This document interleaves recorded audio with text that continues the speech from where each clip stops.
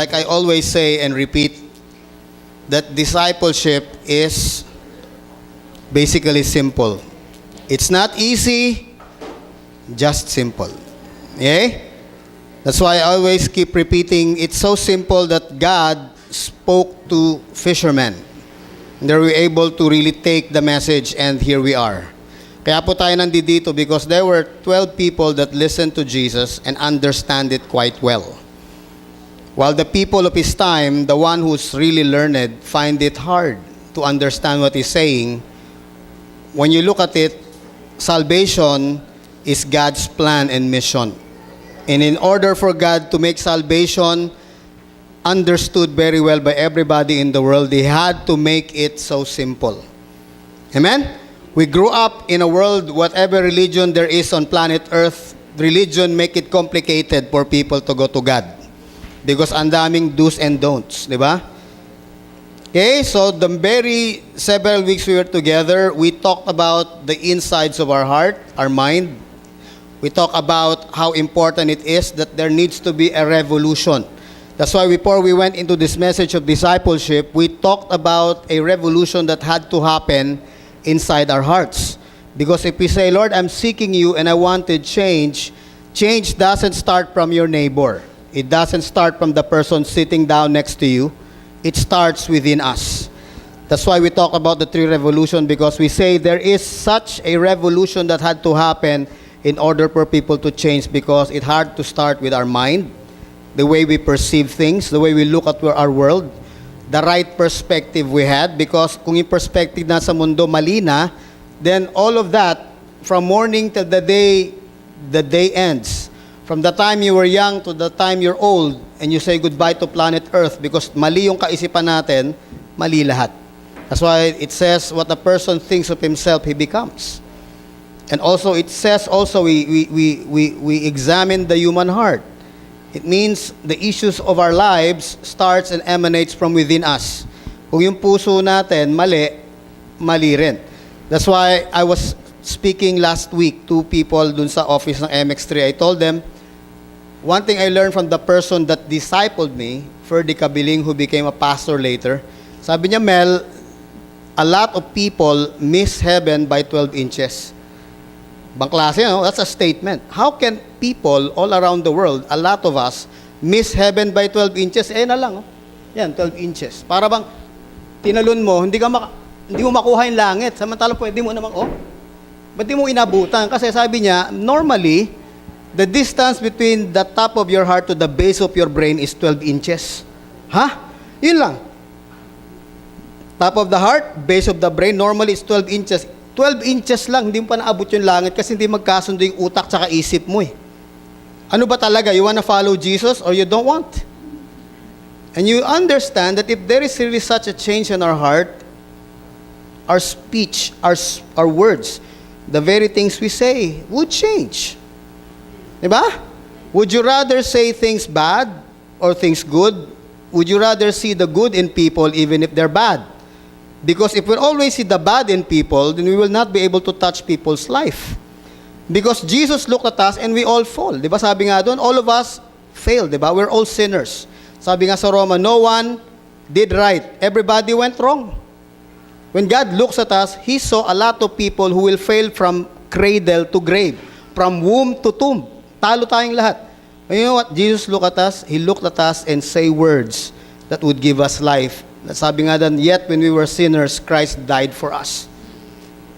So if that is the way He saw us, how do we see people around us? Can we still see that? Okay? Nakikita pa ba natin yon? If it's not, something's wrong with our perspective. Something's wrong with the way our heart beats. Because from this heart, di ba, we believe. Tama ba yon? From your mind, you perceive. Pag hindi po nagtugma yan, people will continually miss eternity by 12 inches. 12 pulgada na lang, talo pa. Bakit? Because you couldn't agree. Even if you don't agree, your speech will not agree with it. That's why the fourth time we met, we talk about inside out. Kung ano yung nasa loob, lalabas. Kahit tinago mo, lalabas. Kahit napakapino mong tao, lalabas. Kahit pagkagwapo-gwapo mo at talagang sophisticated ka, kahit napakaganda mong chick, pag tinago mo kung ano yung nasa loob, lalabas pa rin yung basura. Di ba? Pag nagko-kolekta ng basura sa inyo, di ba? Alam mo na kagad may basura kasi marinig mo yung team song, ta-na-na-na-na-na-nan, ta-na-na-nan, ay, basura, di ba? Tapon, tapon, tapon mo, basura mo, itapon mo, because, bakit? Yung basura, nasa loob lang dapat ng bahay. Kaya pag dumaan yung ta-na-na, takbuhan na yan, di ba? Kasi ka pa naghihilamos, ayan na, basura. Isipin mo, basura lang yun. Sabi ni Jesus, it's not what you eat that makes you dirty, it's what comes out of you that makes you dirty. Because words are just basically the combination of your mind and your heart. What's there comes out. That's why I said inside out. No matter how you hide it, lalabas.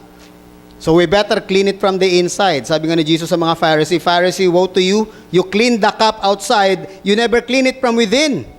It's within that's dirty, not outside. Hello? We live in a life and a time na halos lahat ng tao, ang kanilang bukang bibig si Becky Bello, di ba? Di ba? Bello ba yan? Di ba yung mga ganon? Parang kailangan, pag kinapa mo yung mukha mo, teka, Bello ba to? Lahat, di ba? Lahat puro pagpapaganda. Wala naman ako against doon. Para kay Lord, magpagwapo kayo at magpaganda. Pero para din kay Lord, dapat, pag tininan niyo, kasi tao, pag nagkikita tayo sa mata, uy, kagwapa, uy, kamatcho, di ba? Pero si God ba, can He see the same? Kasi God, pag nakita niya, sabi niya kay Samuel, Samuel, man looks from the outside, I look from the heart. Pag nakita ni Lord, kita, in-x-ray ka na niya, basura yung nakita ko doon. Kagwapo, kagwapa, puro basura yung nasa loob. Hey, guys, if you really are serious about Christianity, the bottom line of everything, hindi lang pataas-taas ng kamay, di ba? Praise God. When I hear she would, anybody here would come here, nag-worship, iba, di ba? Do you feel the connection when you worship?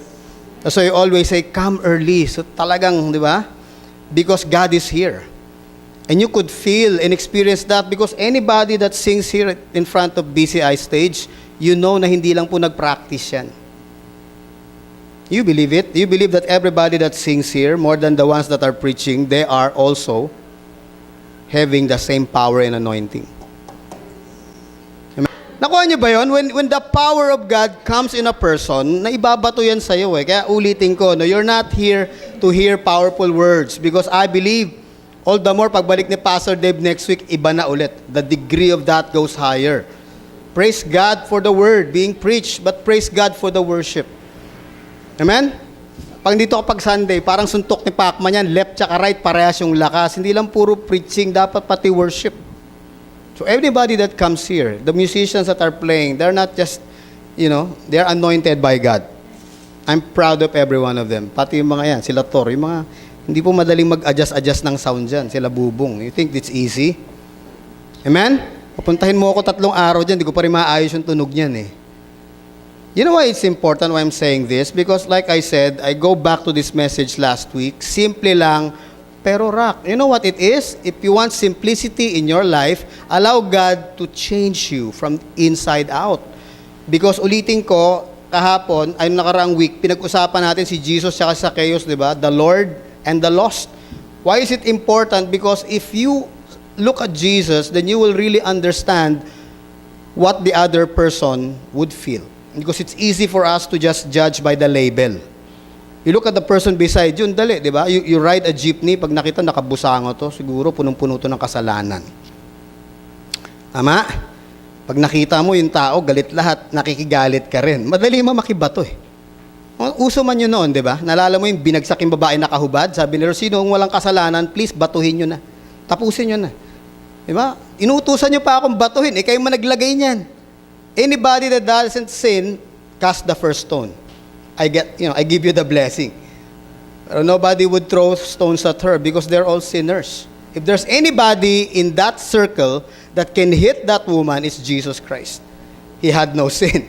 So I challenge people, hey, kung ikaw wala kang dumi sa mata mo, unahin mo na. But everybody had dirt. Everybody of us, every one of us. So I look at that because before I go to this message this morning, I want us to understand how Jesus valued people. That's why last week, pinag-usapan natin si Zacchaeus. How a person who people despise. Diba sabi nga, pagka tax collector ka, noong unang panahon, lalo kung chief tax collector ka, kung galit sila sa tax collector, kung ipako ka sa krus, pag chief tax collector ka, mas gusto pala ipako ka na lang buong buhay. To them, you're the worst of sinner, you're the scum of the earth, and you're a traitor. But, before we go to this message, you understand that the name Zacchaeus means what? Pure, clean, and righteous. Ano namang klase yun? When God gave that name to him, his parents naturally have the revelation, let's name this baby, no matter gano'n siya kaliit. Di ba? Gano'n siya kaliit eh. Hindi siya ordinary. If Zacchaeus were here, di ba? Last week, kausap ko si Eric, feeling ko ako si Zacchaeus kasi tangkad ni Eric. Sabi ko, Lord, nagkatotoo message ko, tangkad nung kausap ko. Diba, Eric? Look at that, sabi ko, Lord, teka, parang totoo yung message ako si Zacchaeus, nakatingin ako sa kanya. You know how it is to be small? Even sa atin, di ba? Pag maliit ka, pinagtatawanan ka. Pag payat ka, laging ganun. When you're fat, people laugh at you. When you're thin, they laugh at you. When you're this size, they laugh at you. Because that's how we look at people.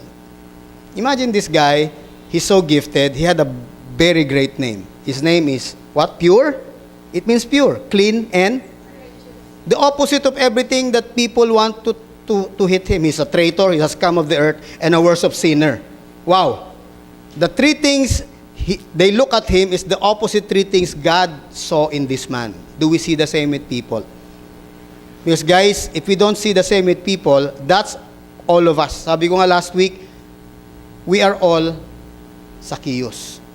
Because we all fail. No matter how good we are, no matter if we're the chief of everything, God looks at us as sinful. Amen? Ulitin ko po to kasi gusto ko lang i-drive sa atin gaano kahalaga. When you look at things around the world, the material things that people worship, people ask me, what's the best car? Well, there's Lamborghini, there's Aston Martin, diba? There's Subaru, there's Lexus. By the way, Lexus is just a glorified Toyota. Okay? Toyota lang po may-ari nun. And you know, people are just proud of their cars. But if you ask me the best cars, to my view, and to a lot of people, it will still be Ferrari. Ferrari is the best. Tapos pag bumili ka ng Ferrari, tas taga-Asia ka, sasabihin nung taga-Ferrari sa Italy, do you have an air-conditioned garage? Ha? Garahe de aircon? Kasi po ang Ferrari, kailangan naka-aircon eh. Yes. So, attorney, pag nakabili ka ng Ferrari, dito, palagyan mo na ng aircon yung malaki. Kasi delikadong naan, magra-rust yun eh. You look at that car, why it's so, believe me, sino may Ferrari dito? Sorry ha, kumpleto ako ng Ferrari. Lahat ng model. Sa Shell, nakolekta ko eh. Ganon ako kabaliw sa Ferrari. Nung nag-offer yung Shell Ate Au, binili ko yun. Sabi ni Olen, pa mahal yan. Sige lang, heart, kaysa naman, million ata to. Di magkakano, 250 lang naman yan. Nagtitipid ako ng 250 lagi. I bought You ask my son. I'm the only Filipino, guys, that owns a Ferrari collection. Laruan nga lang, Pastor James, di ba? Sabi ko, Lord, how I wish pwede mo ilehans maging totoo eh. I got all of that. I got it in boxes. To this day, iniingatan ko. It's not idolatry. I just love it. Because to me, it's so custom-made. Custom-made yan eh. From the engine down to the leather seats. Lahat po yan, tinahi. Hindi ho yan mass-produce eh. Kaya nga po sa Ferrari, pag tinignan mo yung engine, pag binuksan mo, yung gumawa na mekaniko doon, nakatatak yung pangalan niya. Ba, nakalagay doon, Thor? Si Thor nakalagay pangalan niya. Nakalagay James Lara nakalagay doon. Talagang siya gumawa nun eh. Tinahi ni Ella yung leather seat, saka si Rowena sa likod. Nakalagay, Rowena. Kabor. Nakalagay talaga. Bakit? Because it's so personal. That's why people would order it and you don't, bibili ka talaga yung totoong Ferrari. Hindi yung naka-display dyan ha. In-order po yan eh. Hindi yung parang Toyota papunta, pabili nga nito, ayan, tsaka padagdag nun. Sa Ferrari, hindi. Titinang ka pa. If people value it so much, to the point na halos worshipin ng mga tao yon. How much more God? God looks at every one of us. You're the most perfect computer alive. Why? Because computer, they heat up. Tulog ka, buhay yung utak mo, nagtitibok yung puso mo, gumagana lahat. Nagpapahinga ka, buhay ka, pag gising ka, The only way mag-turn off yung buong katawan mo pag patay ka na. While you're breathing, that entire machine that can think, di ba? Imagine mo, women can bear children. Wow! May nakita ka bang coaching ng anak ng kotse? Wala, di ba? I mean, if God looks at you with such precision that you are rare, pakitabi nga sa katabi mo, hoy, rare ka. Nakama? Rare yan. Kahit sabi mo, hindi, may kakambal ako, triplet kami. Kahit na iba-iba pa rin kayo. Walang magkakaparehas. Even thumbprints. May iba nga hindi na thumbprints, meron pa another one, tongue print. Pati dila, pwede mo i-tongue print. Walang magkakaparehas na dila. That's how unique we are. If every one of those Ferraris is so unique that the one who made every part of it has his name imprinted on everything, how much more with people? Kung nakalagay sa computer, Intel inside, dapat nakalagay sa atin, God inside. It has to be there. Amen? Because you were purchased with the very blood of the Son of God, the purest in all the world and all the universe. Wow! Walang kapalit yung buhay natin. So if God values every one of us so much, can we value everyone we sit with? Whether taga-church yan o whether worst of sinner pa yan nakakasalubong mo. The people in your neighborhood, the people in your class, pasokan na naman. The people in your offices, the people you meet at business. Every day. People valued by God because God died for every one of them. Amen? Can we just go here? This is our part 2. Ephesians 4, verses 14 to 16. Okay, I'll read it. Then we will no longer be infants, tossed back and forth by the waves, blown here and there by every wind of teaching and by the cunning and craftiness of men in their deceitful scheming. Instead, speaking the truth in love, we will in all things grow up into Him who is the head, that is Christ. From Him, the whole body, joined and held together by every supporting ligament, grows and builds itself up in love as each part does its work. Lord, thank you that this word is true in us today, that we will, like a body, Lord, we will work and function to serve you and to serve one another. Make it true today, in Jesus' name. Amen. Okay, the title of this is The Fellowship and the Journey. But mahalaga, kung nakaraan, the Lord and the sinner, once you're done with that, now it's the fellowship of the people. Naalala ko kami ni John Mark, we have a journey in life watching movies, kaming dalawa, kami mag-ama, with like. Nakakatuwa pag tatlo kami ni online, tapos ang palabas science fiction, saka yung mga Marvel story, umaalis usually si online sa gitna. Hindi niya ma-catch up, masyadong corny sa kanya yun. Diba? Nanood kami ng Avengers, nanood si Faye at si Ish. Tuwang-tuwa sila, si online gusto mag-walk out. Sabi niya, may God pa ba? May iba sa kanya yun, para sa kanya. May God Hindi pwedeng puro Avengers yan, di ba? Gusto niya mag-walk out. Mami, matulog ka na lang dyan. Nag-enjoy kami ni John Mark. Di ba? One of the best movies na talaga sinundan namin is The Lord of the Rings. Ano yan? Because it speaks about the power of good. And di ko makalimutan pinaka-umpisa nun, the fellowship of the ring. Ang tanong natin, we are in fellowship. Sabi ko, buti pa yung movie, di ba? May word na fellowship. Sa Christian ba, may fellowship? Alam mo, sabi sa Hebrew, do not just make small of you meeting one another daily, as long as it's called today. Bakit mahalaga yon? But all the more, di ba? Come together, join one another as the day approaches. Bakit? Palapit na po si Lord. Ayaw ni Lord masira yung fellowship nating lahat. Alam ko po, lahat tayo busy. Sino bang hindi? Pasokan na naman. Bukas, okay? Pag nagtaka po kayo, why is it that the world was so magulo? Tapos na po yung summer. Amen? Pag lumabas ka MacArthur Highway, unsa man ni trapika man ni, excuse me, pasokan na. Okay? Pasokan na, okay? Mga high school, bless you, welcome back. Pag nagtaka ba traffic, bless you, first day of school. Nakalimutan, may pasok na pala. No? Mapasokan na po. Because of busyness, people will always forget what God was telling them. Do your work hard. Because that's a work ethic from the Bible. Ang tawag dyan, Christian work ethic. Kung gusto mong mabless, Work hard for the Lord and work smart for the Lord. Work with all your heart because God will return everything of your labor because He saw your heart. But in spite of your busyness, do not forget meeting one another. It starts at home. Kung sa bahay po, di na kayo magkita. Mabuti pa yung rep, ando doon lahat ng message.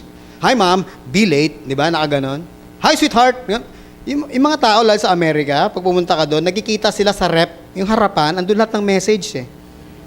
They don't even talk because, they're just busy. This country and this city is fast becoming the same.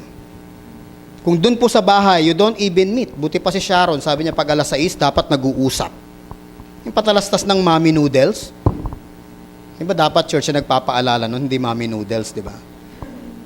You look at it, are we missing something? Fellowship starts at home. Sabi nga, charity starts at home. Can you still see and talk?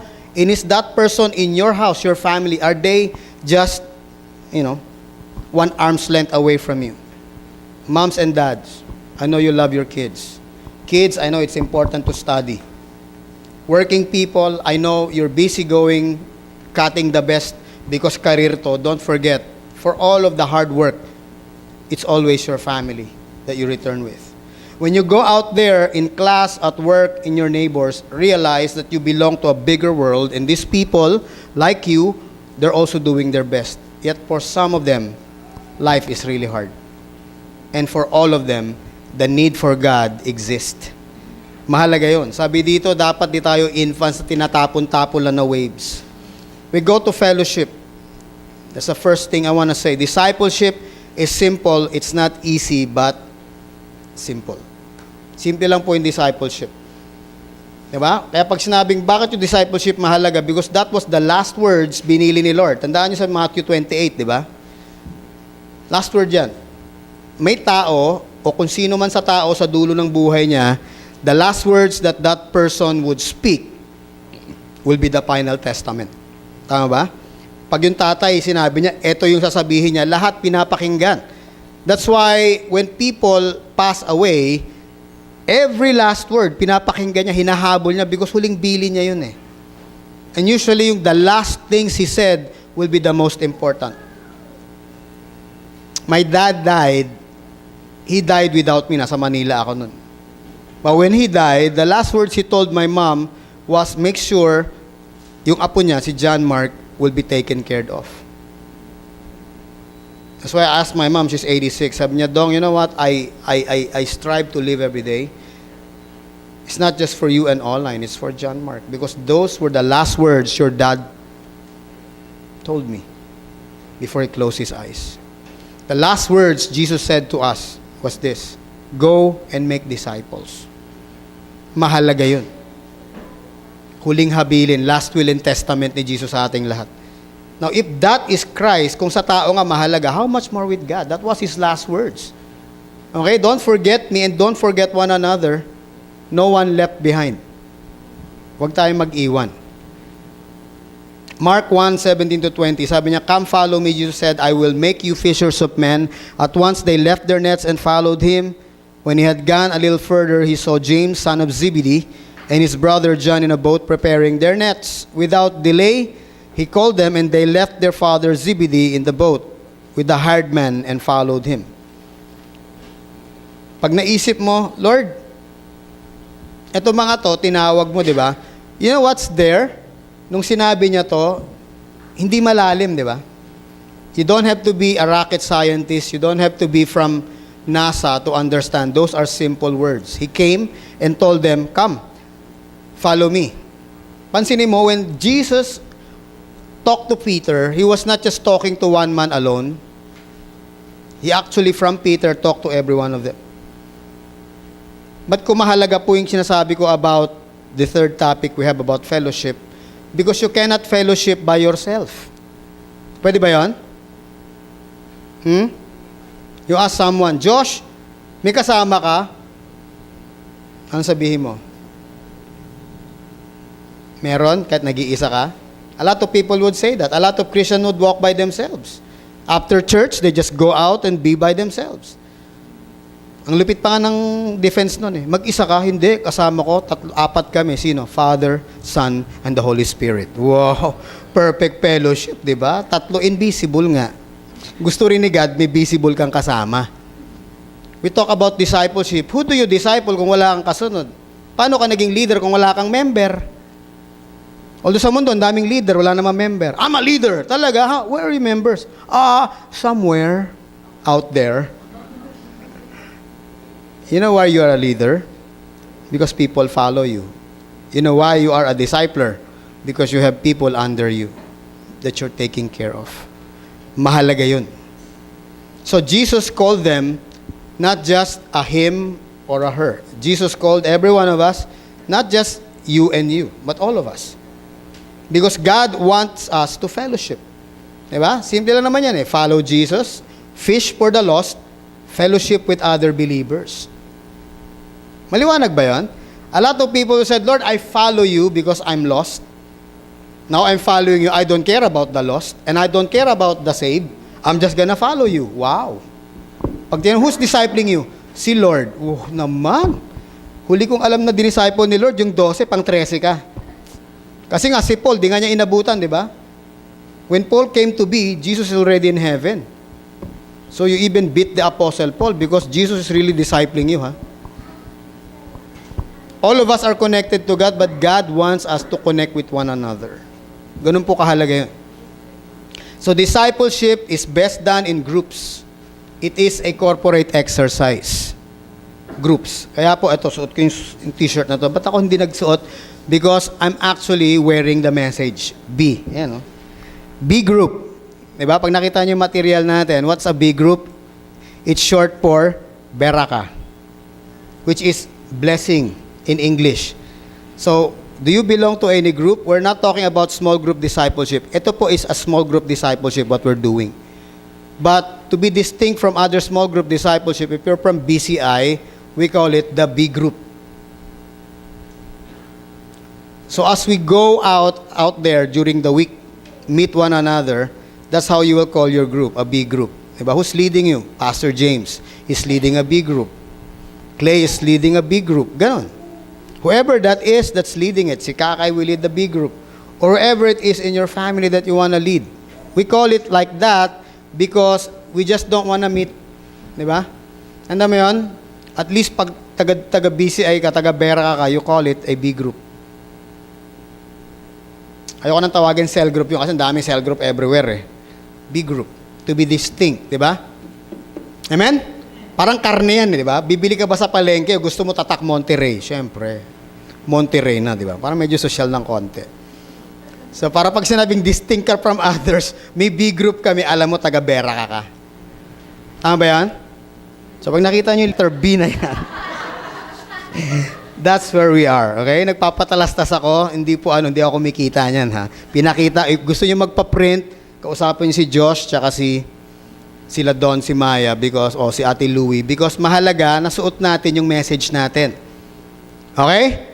Mapumunta ka sa mall, na si Eric, may kamit siya, hindi ko kilalang iba. Pag nakita ka naka-B, di ba? Alam mo kaagad kasi naka-t-shirt ka, no? Sabi ko, anong kulay nito? Sana, dalawa lang, puti, tsaka to. So, kung hindi ka nakaputing shirt, nakaganon, baligtad naman. Di ba? Yung B, kulay ganito. Na-imagine nyo ba? Kasi makita ni John Mark yung t-shirt na pinapahanap ko eh. So, purple and white lang.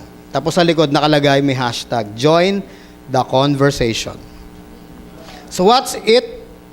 It's a Bible study, but more than a Bible study because most of the Bible study, one man talking. In a B group, everybody is given the chance to speak. That's why it's called conversation. Kasi, pag isa lang nagsasalita sa Bible study, tawag doon monologue. It's a dialogue. It's more than a dialogue. It's people talking. And if you ask me the size, sana 6 lang muna kayo para hindi kayo marami. Because if 12 people are speaking, sa dami nun, di mo alam sino kaharap mo eh. If 6 kayo, mas madali mag-usap. Madali magyayaan. Madaling kumuha ng mesa. Tama? Okay, pag 12 ang haba, di ba? Sasabihin ng waiter, andito po ba si Jesus? Bakit? Kasi 12 na lang kayo, tapos popost ako para last supper. Diba, itsura. 6 lang kayo, para madali. Madali mag-move out, madali. Kung kape-kape lang kayo, madali, di ba? Ando kayo sa women's. Sa side. Habang nagkakainan kayo doon, pwede kayo. Kayong litoro, 6 kayo, ala. Tara, ano yan? B group. Obvious ba? Naka-B kami, oh. Di ba? So, ulitin ko,